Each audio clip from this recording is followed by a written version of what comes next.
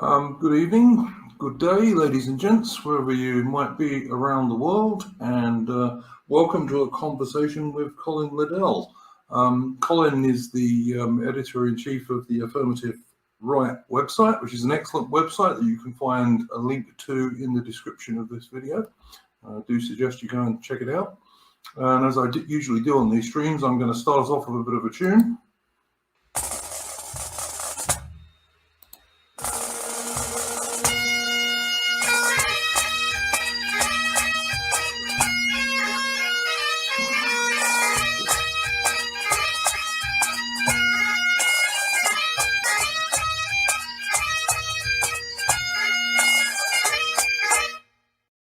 Okay, and that was the Black Bear, which is one of my favourite Highland bagpipe marches, and it was played because, of course, Colin is a proud Scot. Good evening, Colin. Yes, thank you for playing that, Duke. And I guess you're trying to make me homesick. Well, it's been a long time since I've been in the Highlands, I have to say, right? I bet you've been there more recently than me. So the last time I was in the Highlands would have been probably in the 90s, I think. Yeah, I'm sure it's probably changed a lot since then, you know. Yeah, I've got a couple of Scottish guys in my Discord who stream with me fairly regularly, and yeah, quite a lot of changes. We were talking about this yesterday, actually, on the stream, or this morning, I should say, on the stream. So yeah, Colin, as I mentioned, you're the editor-in-chief of the Affirmative Right website, but of course you were also one of the founder members of the original alt-right movement. Before it got taken over by a lot of mid-20th century German supporting type people. That's right, yeah. The Affirmative Right is basically the original founding site of the alt-right, which was called Alternative Right, until 2018 when, I decided it was probably a good time to change the name to something different, to sort of create some distance with the unfortunate image that the Alternative Right had accrued by then. Yeah, I think it was quite sad, actually. As you have often said, the original Alternative Right had quite a lot of good ideas and seemed to be a pretty big tent organisation, but eventually it's kind of like narrowed down to a lot of Nazi laughers and people of this description. You know? Oh yeah, it was definitely a kind of high-level intellectual online space, and some quite respectable people used to contribute articles. I actually won't bother naming them because they might be slightly embarrassed by the associations now, but there are quite a few people who would be considered quite mainstream, in fact, almost, who are like ready to sort of look at things in a more radical way, because obviously, you know, there are serious fundamental existential problems with Western civilization, and I'm pretty sure quite normal people must be deep down in their hearts and minds very, very concerned about them. Well, yeah, I mean, the West seems to have a death wish at the moment, as far as I can see. I think it's the only way to describe it. Yeah, this is the thing. I think what's going on causes a lot of emotion.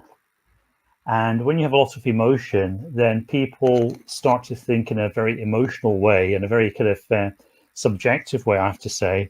And they don't actually, properly analyze what's going on. If you're in a sinking ship or a burning house, you don't actually stop to reflect on what's going on. You're sort of panicking. You're very emotional. You're seeing friends and loved ones going down in flames or whatever, and you're not really at a good point at which to analyze things. So I think the West is a bit like that. There's obviously a lot going wrong with the West. There's a lot that doesn't make sense with the West, and people are emotionally affected by it, and that kind of skews their thinking. And I think the people in the dissident right tend to be the people who are maybe most aware of what's wrong with the West. Largely, most people are kind of oblivious to what's really going on. They don't really notice too much in their day-to-day lives. They don't really notice the trends and the gradual change. For most people, life looks pretty nice, pretty normal, pretty stable and secure. But for the people who gravitate towards the distant right, we tend to take a broader focused view of things, and a more kind of forward-thinking view of things. And if you have that kind of attitude, and you think, what's going on with our society? Where are we headed? And you look at the the key data, and you look at the key trends, then it is quite scary. And anybody who sort of perceives that is going to be emotionally affected in quite a radical way. And then that kind of over-emotionalized response then kind of skews and influences their thinking. So they often leap and jump to the wrong conclusions in a kind of panic reaction. Yeah, I don't disagree with that. I mean, I'm sure I'm guilty of doing that myself on occasion, because I mean, certainly when you look at birth rates in Western nations and the rates of overseas immigration from various third world places, etc., the situation's pretty bloody dire. And then on top of that, you can put this I don't know if whatever you would like to call the China virus stuff and the responses to it. And you look at all that sort of stuff together, and it's the picture's pretty bleak at the moment, I think. Yeah, and that's the other thing that happens. Like people kind of compound everything. So they'll take the fallen birth rate, they'll take the mass immigration, they'll take the wars in the third world that generate mass immigration and refugee crises. And they'll also take this latest case of coronavirus and the way it's mixed up with geopolitics and so on.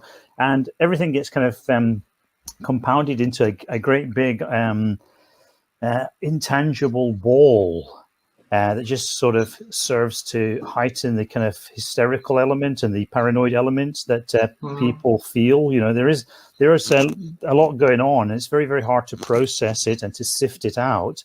And this creates a kind of claustrophobic effect on people's mentalities.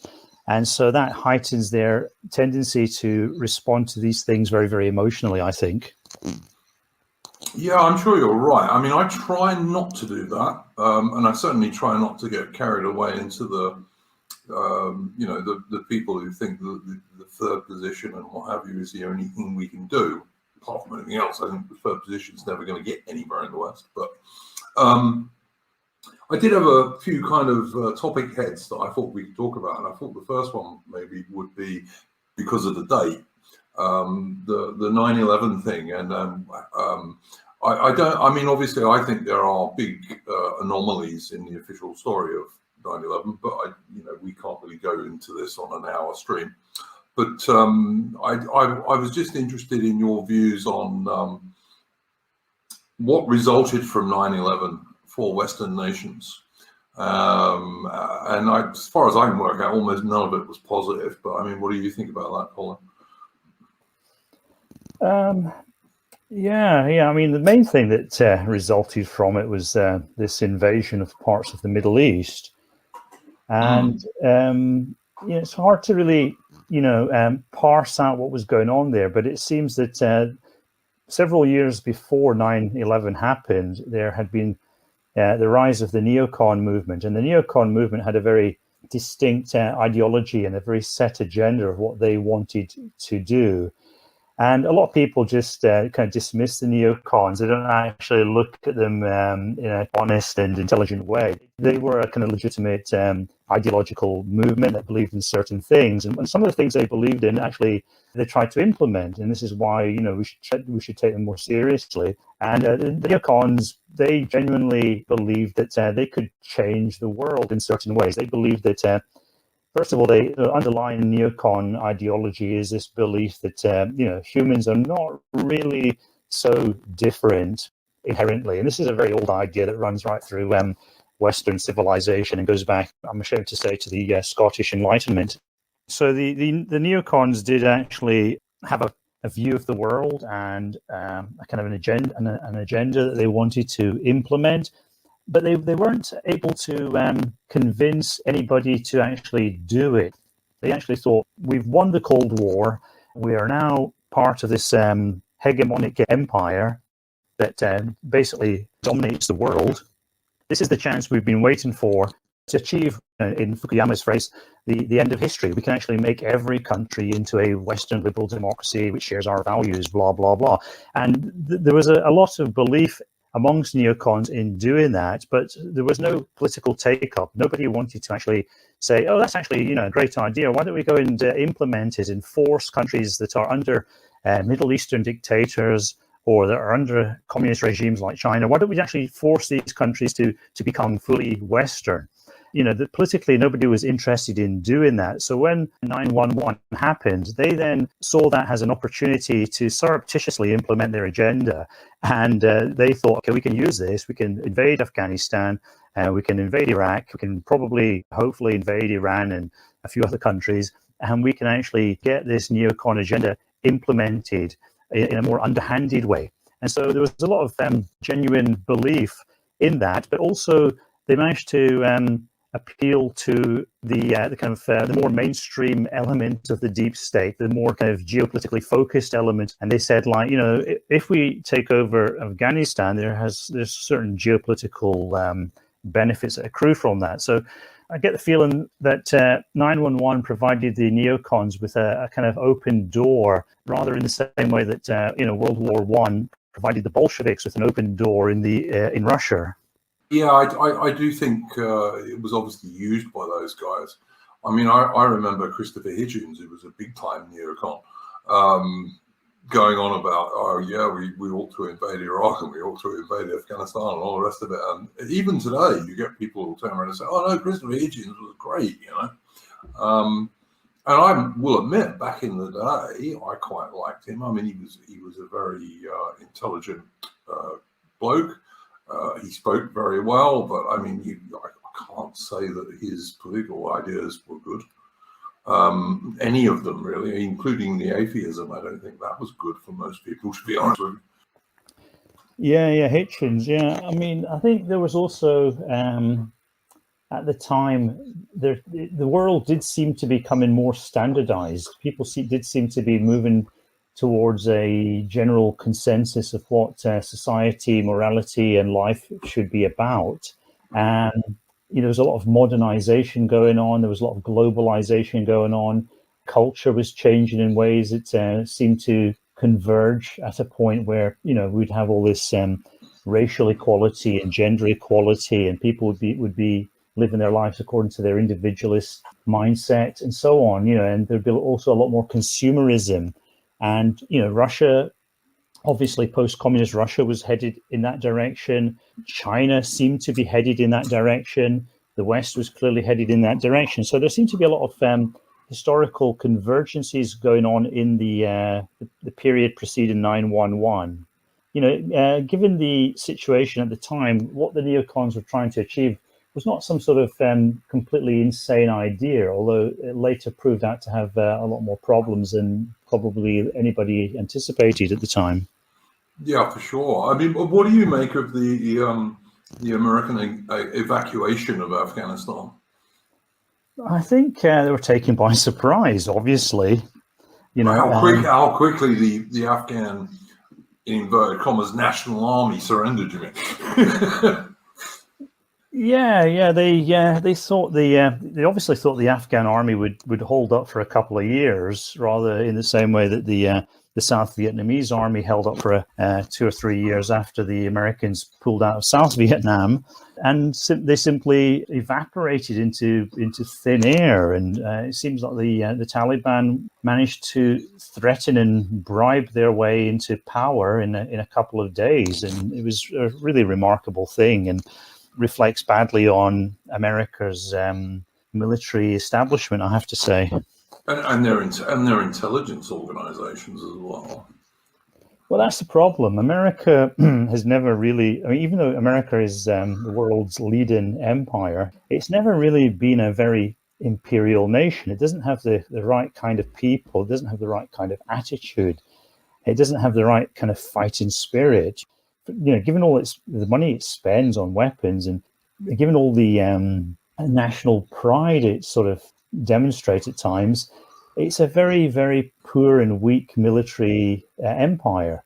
it constantly gets into situations where it feels almost helpless and where it just wants to minimize casualties, and it can't really accept the challenges of being a great imperial power. I don't know. I mean, I watched the British political people going absolutely ape shit at Biden. And I think a lot of that was simply because they were trying to distance themselves from the 458 dead British soldiers in Afghanistan for absolutely no reason whatever, as we can now see. And thousands maimed and wounded on top of that, of course. Because Britain had the second largest casualties after the US in Afghanistan. And we can all now see it was for totally sweet FA, as they used to say, you know. Well, also, I think there's a little bit of denial of reality going on, because, you know, what really is Britain? We're like an adjunct of the American empire. The Americans find us very useful. I mean, they use a lot of our overseas territories, which we still have, like Diego Garcia. They use us for moral and diplomatic cover. You know, we're like the little attack dog of America. So, you know, if we get involved, then the Americans can kind of claim to their own populace, which, you know, the American populace has quite strong isolationist tendencies. And so it's very, very important for the Americans, whenever they get involved in some kind of overseas ruckus, to pretend that they're just part of the international community, inverted commas. And that's where Britain comes in. We provide them with a lot of cover in that sense. You know, as long as Britain's tagging along and maybe one or two other little countries, it makes America look better to Americans. I do think the so-called special relationship is largely a nonsense, because it's a one-way street largely. I mean, you know, and if you don't believe that, just look at the Suez thing in 1956. There was no American backing for the Brits, you know, none at all. So quite the reverse, in fact. So I see what you're saying, and yeah, I'm very skeptical about the so-called special relationship, and I think it tends to work in America's way rather than Britain's way 99% of the time. Yeah, it's quite funny, the Suez crisis, because in the Dissident Right, we always hear about how America always slavishly serves the Jew.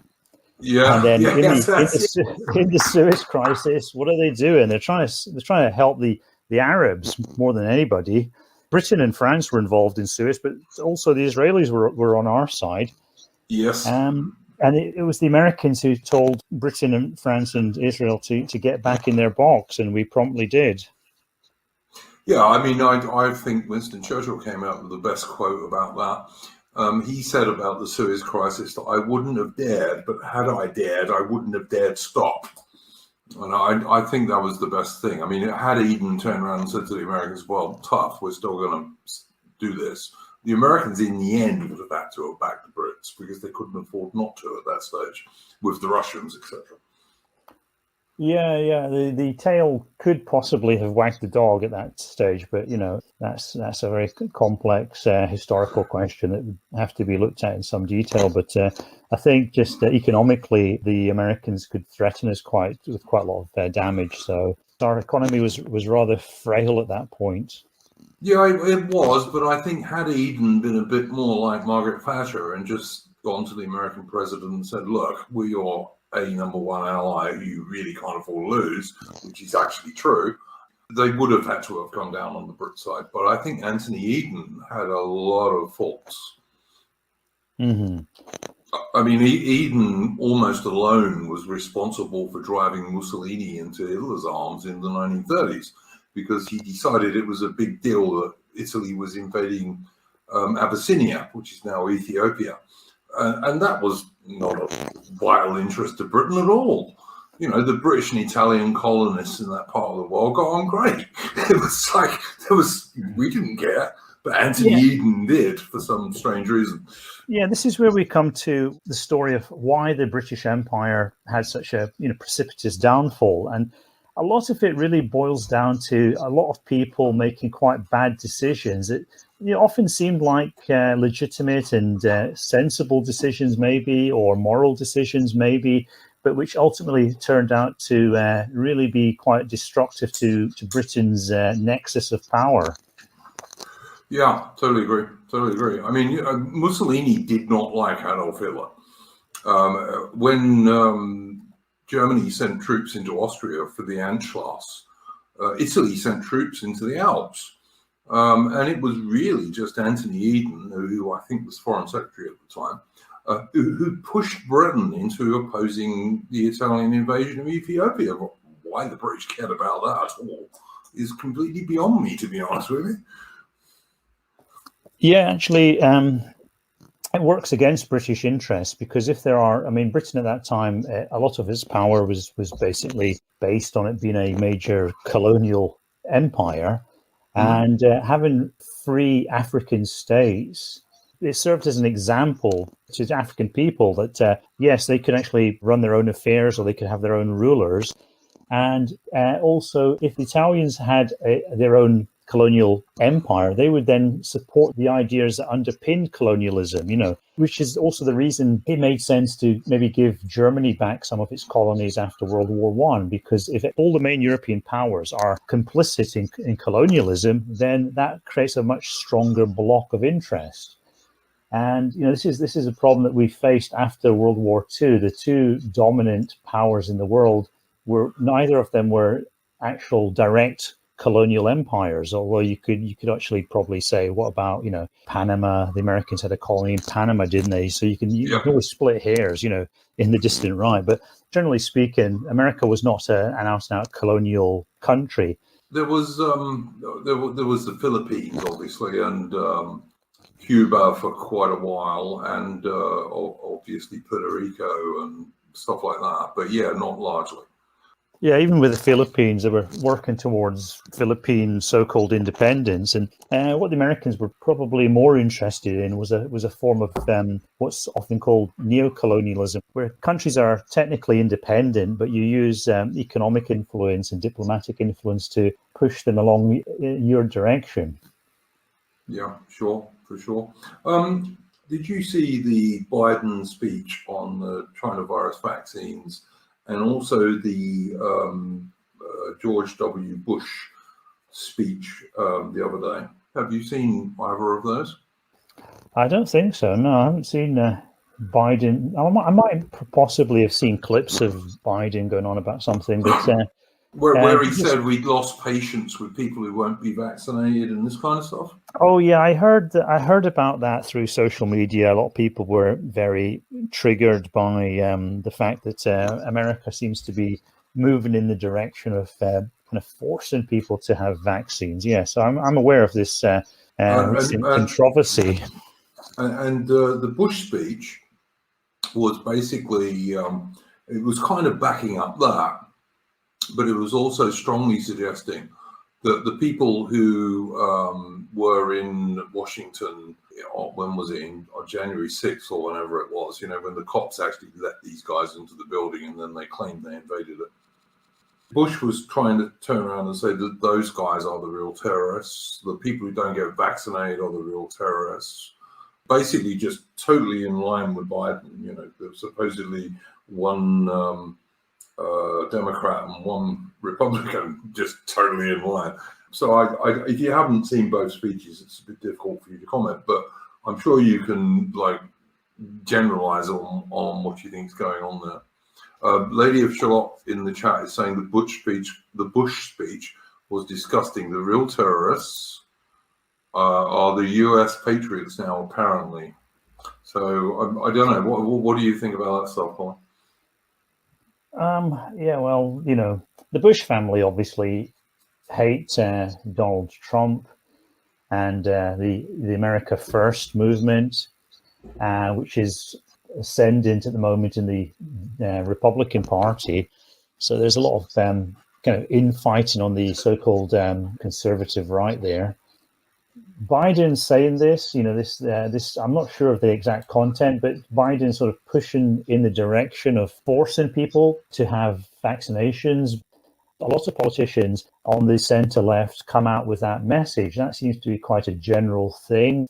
I think in the UK there are moves along those lines. In Australia, there certainly seems to be. So it's not surprising. And also, in the case of America, I think there's a lot of ways that people can fight back against that. So it's something like this, it should be treated more as rhetoric rather than reality. Yeah, I have been watching like some Americans who I like on this thing, and it seems to me that there can be quite a lot of lawfare in America about this. But if the federal government really pushes it, they can kind of steamroller the states eventually. Although I'm not sure that would be a good idea for them. I'm not sure. Yeah, also they have to justify it on the basis of the facts, I think, to a large degree. If this virus continues to be not particularly dangerous, I mean, my perception of coronavirus, I think it's probably what a lot of people have. It's like a new form of flu. It's not particularly nice for some people, but then neither was flu. There's a lot of other health conditions which are not particularly nice for people, heart disease, obesity. But if you follow the logic of what they're doing here, you're going to have to arrest all the obese people. You can't let them just wander around scoffing all this junk food. Yeah, they've got to be put into FEMA camps. I mean, that is the logic of this kind of idea. And so the logic of what is being attempted has not really percolated through our culture and our society yet. And with time, the logic of what they're doing will become more and more evident to people. And I think more and more lines of resistance against it will naturally form up. That's part of the function of social media. But as we know, social media has been quite handicapped in its ability to do that through interference from these big tech giants.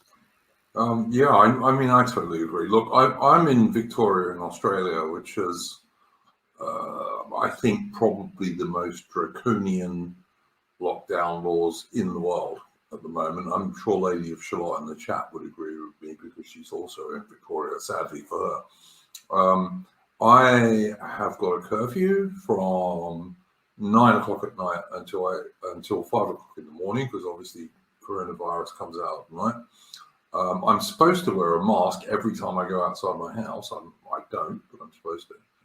I'm not allowed more than 5 kilometers from where I live for any reason whatever. I'm allowed out for 1 hour a day for exercise. Basically everything in the state is closed, like all the shops. The only shops that are open are supermarkets and bottle stores, which are off licenses for those who want to know what a bottle store is. So you can buy booze because, I think even the Victorian Premier dictator Dan knows that if you stop people buying booze, he really would get a revolution at the moment. The Victorian cops have fired plastic bullets at anti-lockdown protesters. They have pepper sprayed little 12-year-old schoolgirls for not wearing masks and then manhandled them. They've arrested pregnant women in their homes. They've smashed down the front doors of Australian military veterans who said that they might support anti-lockdown protest. Really, if you look at Victoria now, it is a police state, and it's a worse police state than East Germany in about 1965. It just is. But people just don't seem to see it. I mean, some people do, like Lady of Shalott, for example, and myself, but a lot of people just don't seem to see it. Look, I'm not a big supporter of democracy because I think democracy is a big time sham, but what is going on now is just craziness.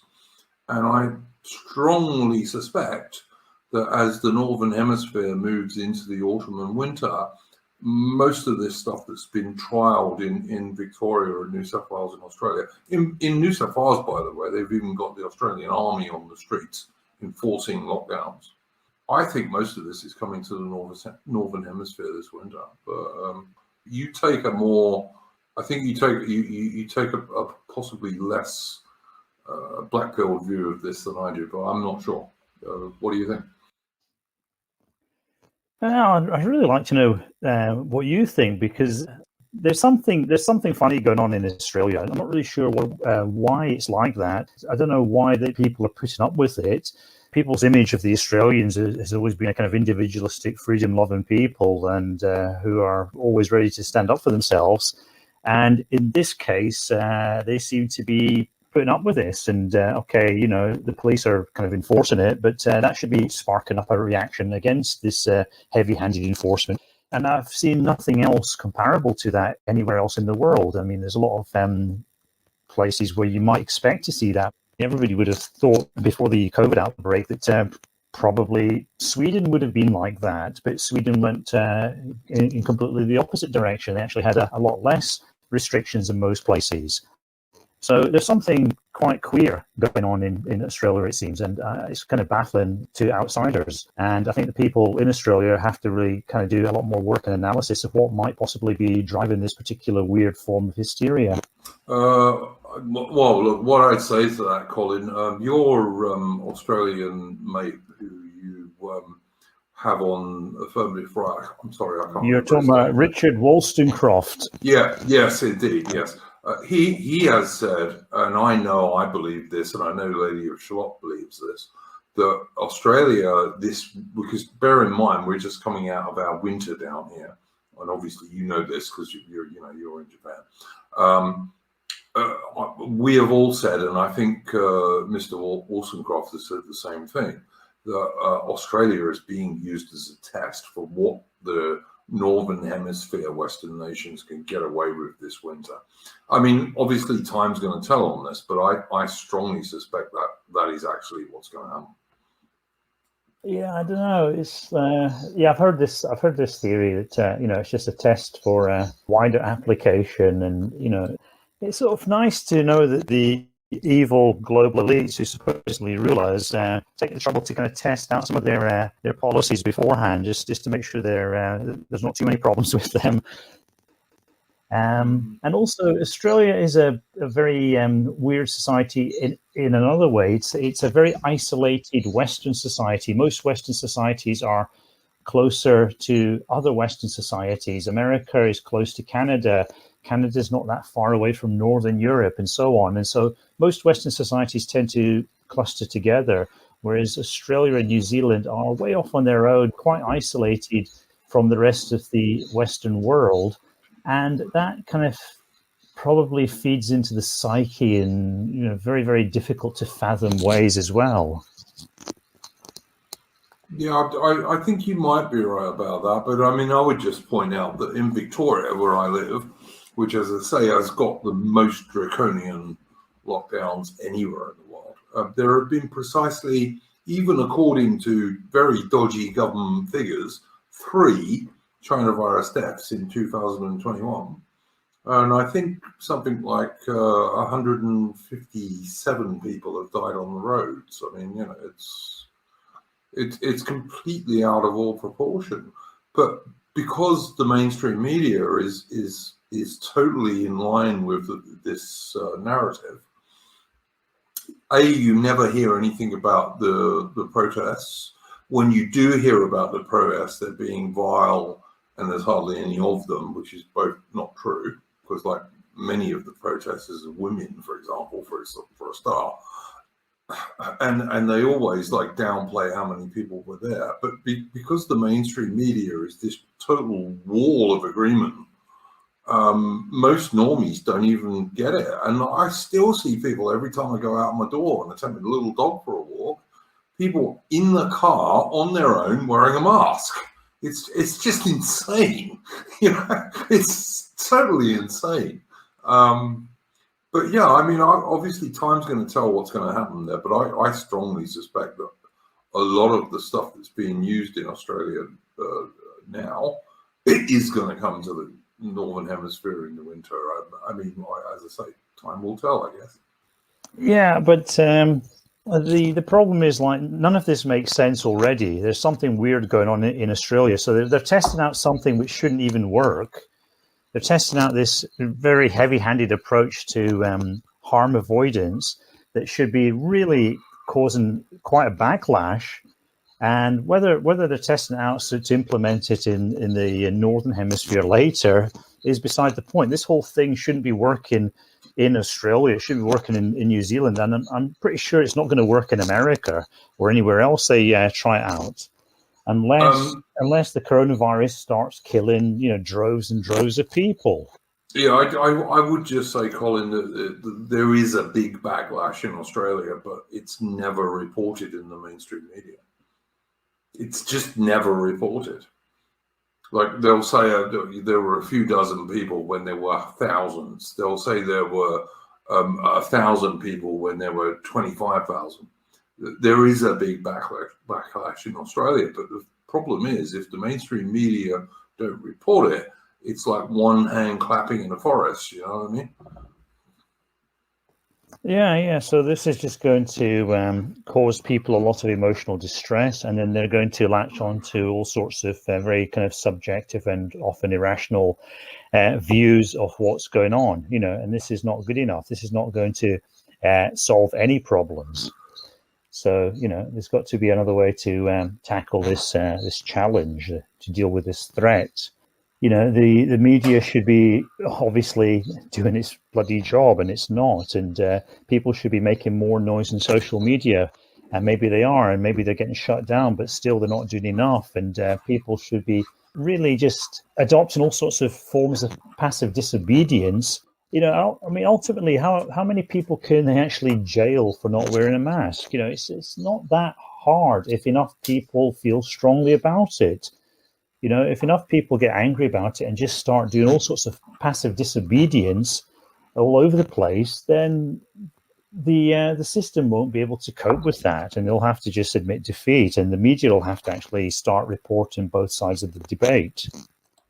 Yeah, I would like to believe that. I just think the media now, the mainstream media, is just so corrupt, it doesn't care.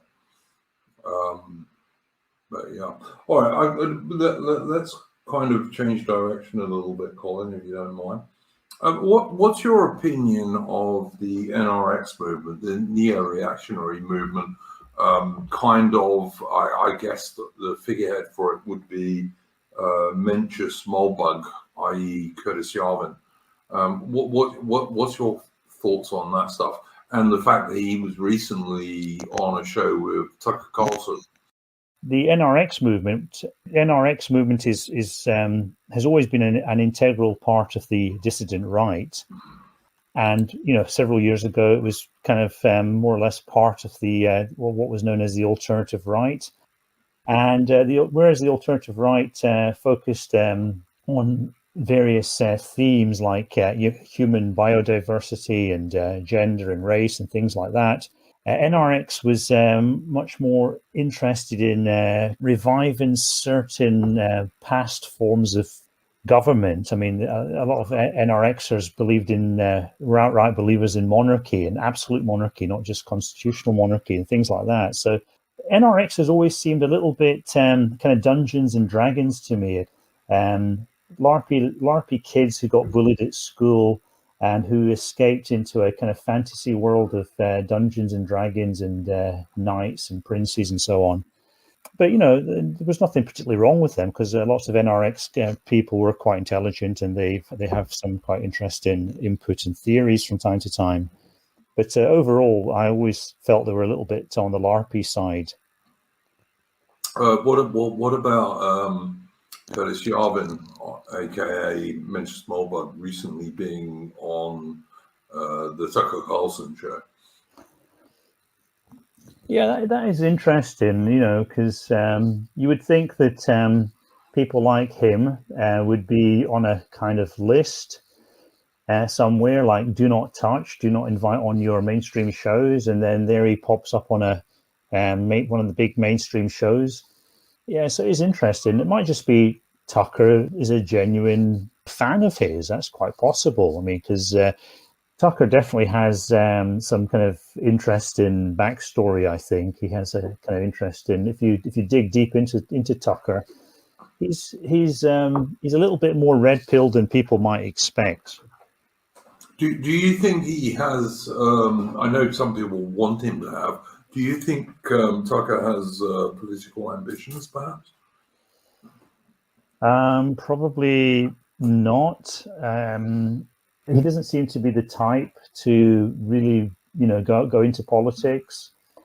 I think he's got his hands full just, doing his show. And if he actually went into politics, he'd face a lot of heat. People would look into his life a lot more intrusively. There's a lot of problems that come with going into politics in America these days. So I get the feeling that probably he won't, but I could be wrong. Of course, I don't know the full ins and outs of Tucker Carlson's inner zeitgeist or whatever. So yeah, this is a good point. Molbug described himself as an international Jew on Tucker. He did actually. I remember that. I mean, Molbug, Curtis Yarvin, has never pretended to be something he's not. To give him his due. Yes, to give him his due, you said. To give him his due. I meant due. Yes, I know. But yeah, he's always said that his parents were in the Foreign Service and his grandparents were American communists. He's always said that. I mean, so I don't know. Sometimes I think people, it's a bit like Donald Trump. I sometimes think people, especially in America, they latch onto these guys and they want them to be something that they're not, and never will be. Because I've never seen Mencius Moldbug as a real rebel. I don't know. I don't think he is really.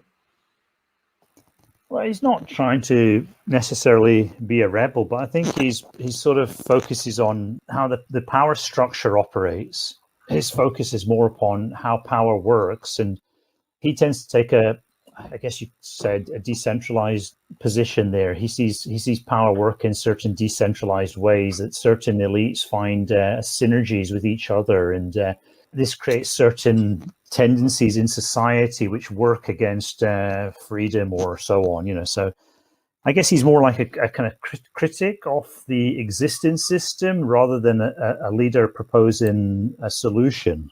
Yeah, fair enough. Where do you see, I don't know how to describe this. I suppose I'd loosely say I was part of the Dissident Right. Where do you see where we on the Dissident Right are now compared to a year ago? Or have we gone ahead, not moved, gone backwards? What do you think? Yeah, I think the focus of the Dissident Right should actually be the Dissident Right. I mean, we're trying to solve the world's problems. We haven't solved our own problems yet, so it's a little bit like that thing Jordan Peterson used to say about tidying up your own room. And once you tidy up your own room, then you can maybe think about how can you sort out the world. And the Dissident Right keeps falling into the same holes again and again. And I mean, the most obvious case of that is the Hitler hole, Yeah. The JQ hole, this is what happens time and time again. You get the Dissident Right, they're saying there's something going wrong here. We've got to do something about this. We've got to rise up and get moving. And then before you know it, they all turn into LARPy Nazis, or people who violently disagree with LARPy Nazis, or one group of LARPy Nazis who hates another group of LARPy Nazis. And you have all these egos and backbiting and all this rubbish going on. And so obviously the Dissident Right is in a very, very deeply dysfunctional state. And there are reasons why it is like that. There are reasons that fuel that kind of dysfunction. It's not a very rigorous movement. It's not a movement that pays attention to facts. It's not a movement that pays attention to logic. It's a movement that is focused on personalities. It's a movement that is focused on feels. So all those kind of very salient characteristics of the Dissident Right are the reasons why it keeps failing. And the only way to deal with that is the movement has to become much more aware of its failures and its negative characteristics, and it has to address those. That's something I try to do to some degree with the Affirmative Right site. Although the Affirmative Right site exists for as an intellectual space covering a great variety of issues and approaches, and it's not a single issue kind of site. You have some great articles on the Affirmative Right. I mean, as I said, it's linked in the description. People in the chat, please go and check it out. And not everybody's on the same page. There's, some people who believe in all sorts of outlandish theories that right there. There's some people who are, more level-headed who right there, so. And there's some people who say one thing that contradicts something else somebody else says. So it's not my particular vision and everything has to fit in with that. I have my very specific vision, but I'm quite happy to publish people who maybe disagree with my vision, and if it's well written or they say something interesting, because it's a pretty broad tent. I read it quite regularly. People's opinions and visions change all the time, and one of the ways we do that is by coming into contact with people who disagree with us. This is very, very important. But I think we're reaching the point where we see that the dissident right isn't working because of its salient characteristics, and I've already highlighted what those are. Did you, Colin? Did you watch the debate between the two very famous guys on the dissident right? He had a wonderful moustache on that debate. I'm trying to remember their names now. They're both American. One of them is Jared Taylor. Yeah. Michael Jones. Yes. Did you watch that? What did you think of it? No, I didn't watch that because it would have been very, very boring for me to watch that. I I already knew what Michael Jones is going to go on about, and I already knew what Jared Taylor's going to go on about. So I thought I'd spare myself the trouble, I thought Jared Taylor was more reasonable, and Michael Jones, like halfway through it, turned it totally into a JQ thing. So, I don't know. I've got to tell you. If that's the best the dissident right has to offer, then just forget about it. Go and become a leftist or something. Really, Michael Jones, he has this kind of nutcase theory about. It's a bit like Evola's theory. He believes in this spiritual Jew. So you can be a Jew, but you can, as long as you become a good Christian, you're fine, you're great. But he believes in this weird idea of spiritual Jewishness, and this is the ultimate evil in the universe. And so he says, I'm not an anti-Semite. I don't hate Jews. I hate this Jewishness that some Jews have, because they reject the logos of the Catholic Church and blah, blah, blah. And he also believes that anybody who becomes Catholic can fit into his ideal society. And that includes people from, all sorts of sub-Saharan parts of the world, etc. Yeah. And so he has no problem with, mass immigration from the third world, as long as it's, Catholic mass immigration. And then Jared Taylor, he's fine in some ways, but he's got quite an arid and narrow critique, and it's all about whites are kind of like a victim class now, and we just got to stop the immigration, and if we stop the immigration, society will be wonderful. You see people like Greg Johnson at Countercurrents, they basically have this view: we've just got to stop the immigration so that we can be depraved, decadent Westerners, and without suffering the demographic consequences of replacement that our degenerate societies facilitate. Yeah, our birth rates are terrible, which I know you've pointed out many times. Like, even if we did stop mass immigration, our birth rates are way below replacement rates. And I know you're one of the few people, Colin, that's actually pointed that out.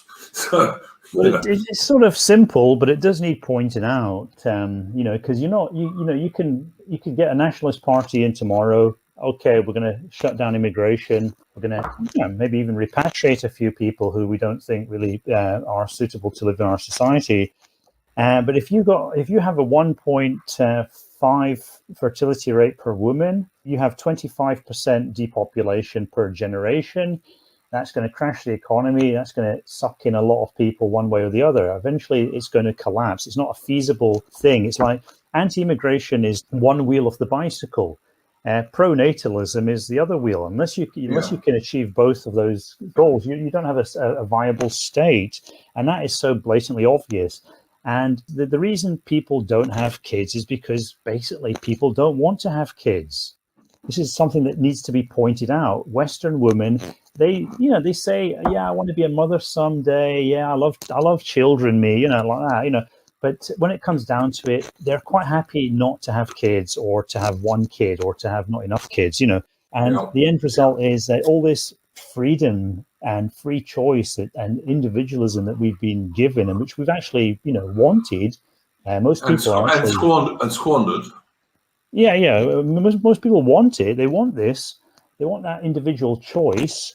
And when they get it, what do? Collectively, as a group, they commit suicide.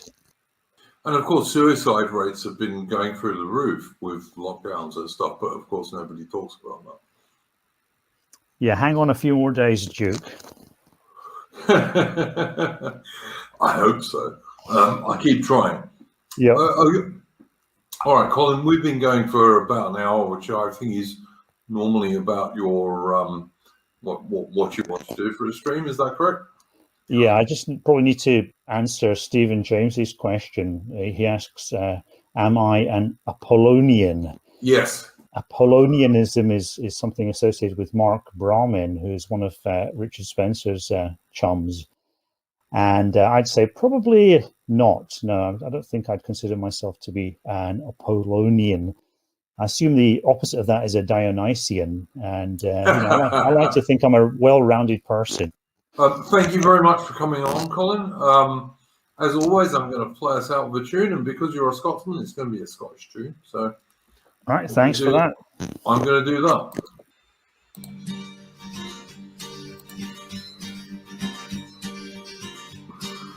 Twa Recruiting Sergeants can pray the Black Watch, the markets and fair summary, recruits for the catch, and all that they listed was 40 and 12. Let's me bonny laddie and come away. For it's over the mountains and over the main, it's through Gibraltar, they France and Spain, a bad day are bonnet, and the kilt of men your knee, unless me bonny laddie and come away with me. No laddie, you dinna ken the danger that you're in, if your horse is worth the flag, or your house is worth the run. That's pretty old farmer wouldn't buy your fee, unless me bonny laddie and come away with me. For it's over the mountains and over the main, it's through Gibraltar, they France and Spain, a banner day your bonnet, and the kilt of in your knee, unless me bonny laddie and come away with me. It's indeed a burn, I induced by the fire, this greedy old farmer thinks you'll never tire. It's a slave or a job, and the Lord agree, unless me bonny laddie come away with me. For it's over the mountains and over the main, it's through Gibraltar, they France and Spain, a ballad they are bonnet, and the kilt of men your knee, unless me bonny laddie and come away with me. Now we are talking and your mill and kale, your Suez and your Ilbrudale, your buttermilk and whey, I am bring fire raw, unless me bonny laddie and come on. For it's over the mountains and over the main, it's through Gibraltar, they France and Spain, a fella, they are bonnet, and the kilt of in your knee, unless me bonny laddie come away with me.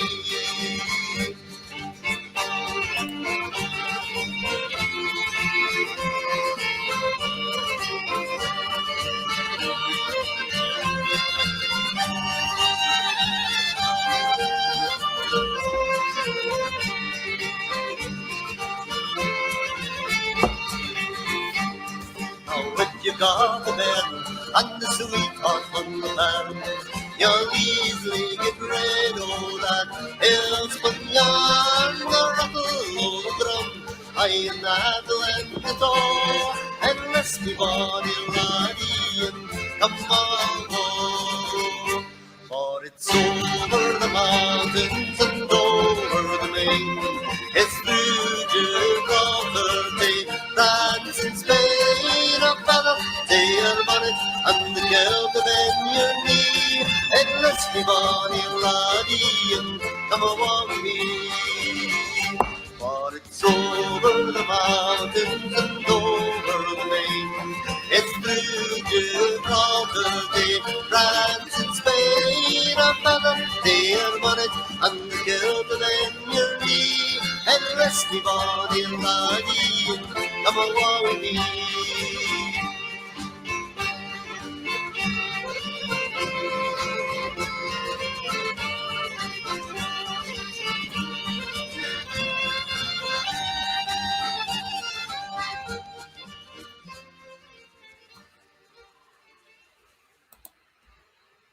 There you go, guys. That was Twa Recruiting Sergeants, about the 42nd, the famous Black Watch Regiment, and a fine traditional Scottish tune.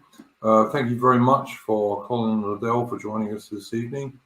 And go well, ladies and gents, and I will see you next on Saturday evening UK time, Saturday morning Australian time, for Splendid Isolation number 40, I believe. So go well.